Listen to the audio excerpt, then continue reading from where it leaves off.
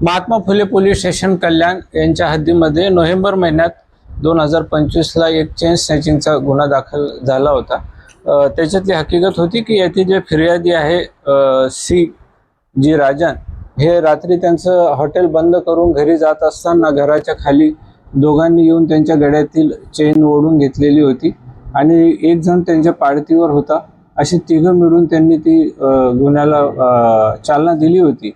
आम्ही महात्मा फुले पोलीस स्टेशनचे वरिष्ठ पोलीस निरीक्षक श्री परदेशी साहेब आणि त्यांचे गुन्हे प्रकटीकरण पथकाचे अधिकारी PSI मडके आणि त्यांच्या टीमनी या गुन्ह्याचा छडा लावलेला आहे आणि यांनी मुंबऱ्यापर्यंत सर्व CCTVची पाहणी केली आणि त्याच्यातून तांत्रिक तपासामधून हे आरोपी त्यांनी मुंबईचे असल्याचे निष्पन्न केले आणि त्या आरोपींना या गुन्ह्यामध्ये अटक करण्यात आली, मान्य न्यायालयात हजर केले आणि जवळपास त्यांच्याकडनं 6,76,000 वजनाचा मुद्देमाल सुद्धा हस्तगत करण्यात आलेला आहे।